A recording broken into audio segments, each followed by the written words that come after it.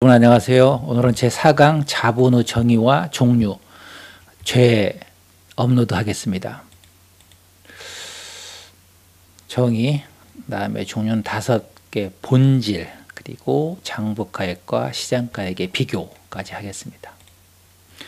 먼저 정의, 회계 교과서에는 자본이란 자산에서 부채를 차감한 자녀 지분이다. 엠비스토피디아도 이쿼티는 자산에서 부채를 뺀 소유자의 지분이다. 다 유사합니다. 저도 똑같습니다. 자본이란 회사의 자산에서 채권자의 지분인 부채를 차감한 잔액이다. 자본은 정의가 유사합니다. 그리고 참고로 자본을 훼손하는 방법은 주식을 매각하거나 기업을 청산하여 자녀 재산을 배분받는 경우밖에 없습니다. 자, 자본의 종류입니다. 5개냐 2개냐. 이 5개라는 건 여기 나왔지 넘버링 되어 있죠. 자본금, 자본잉여금, 이익잉여금이 있는데 이게 일반 기업 표준이 있는데 이렇게 회계원리에서 5가지를 하면 복잡합니다. 회계원리에서는 출자금과 이익잉여금만 알고 계시면 충분합니다. 출자금이란 자본금과 자본잉여금의 합계액을 의미합니다. 이익잉여금은 배당 같은 것 후에 누적액을 의미합니다. 한국의 일반 기업회계 기준에서는 주식회사의 자본을 아래와 같이 이렇게 분류하고 있죠. 그러나 국제 회계 기준에서는 특별한 분류 기준을 제시하지 않고 있습니다. 일반 기업 회계 기준에서 나열된 자본의 개념 항목들은 독립적으로 이게 측정된 게 아니랬죠. 단지 상법 등 관련 법령의 요구사항에 따른 개정 재분류에 지나지 않습니다. 그냥 뭉뚱그려서 자본일 뿐입니다. 그리고 자본의 본질입니다. 복습입니다. 청산 시 자녀재산 분배 청구권에 지장하지 않다. 주주 입장에서는요. 그리고 회사 입장에서는 분배 의무에 지나지 않다. 참고로 주주의 권리에는 사회권과 공익권이 있는데 사회권은 경제권을 의미합니다. 공익권은 투표권 같은 걸 의미하고 사회권 중에 이익 배당권, 자녀재산 분배 청구권이 있는데 이것이 핵심입니다. 자, 나의 돈 현금 4억을 출자하고 그 회사가 남의 돈 6억을 빌려 10억의 아파트를 매입하는 순간 나의 빳빳한 현금 자산에서 부채를 차감한 잔액에 대한 후순위 분배 청구권에 지나지 않다. 즉 출자한 뒤에 이 현금은 어디에 쓰일지 그 회사의 마음입니다. 여기서는 아파트를 샀군요. 아파트 같은 자산 가격 변동에 따라 나의 목 자본이 종속적으로 결정되는 겁니다. 3강에서 했죠. 주주의 목, 즉 자본은 자산에서 부채를 빼서 종속적으로 결정된다. 만약 회사가 자산을 환가해서 부채보다 주주의 몫을 먼저 지급하면은 이거는 사기죄로 처벌을 받습니다.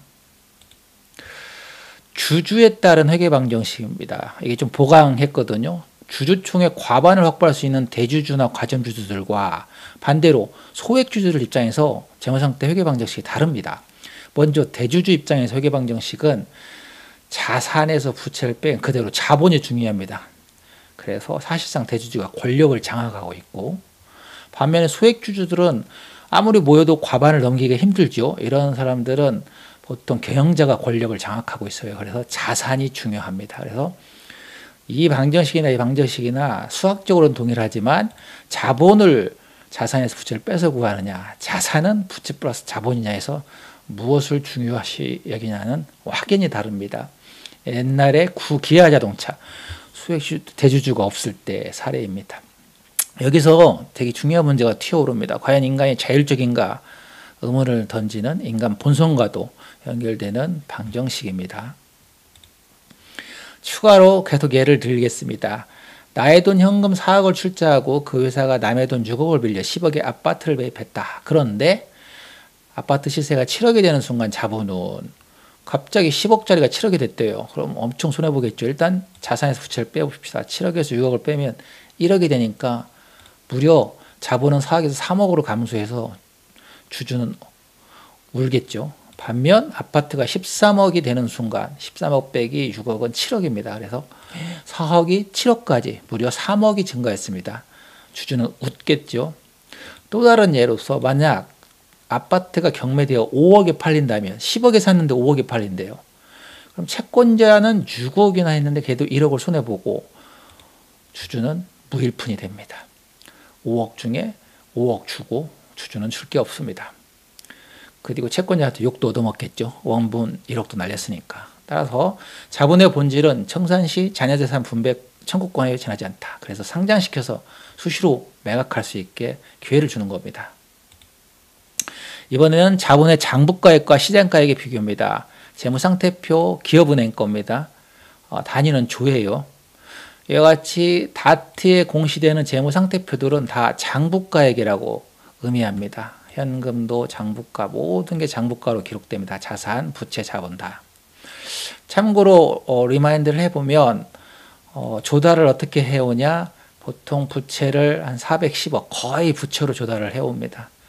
그리고 자본은 30억밖에 안 됩니다. 그 돈을 가지고 440조를 가지고 거의 대출을 해주는 게 바로 은행의 본업입니다. 시민들이 예금한 돈을 참고로 은행에서는 예수금이라고 처리를 합니다. 시사적으로 알아놓으면 좋겠죠. 또 외부에서 돈을 빌린 건 명동사채가 아니라 회사채입니다. 회사채를 줄여서 사채라고 계정 과목을 사용합니다. 그리고 뒤에서 보면 시가총액이 10조밖에 안 됩니다. 자본 장부가액은 30조인데 10조밖에 안 돼. 왜 그럴까요?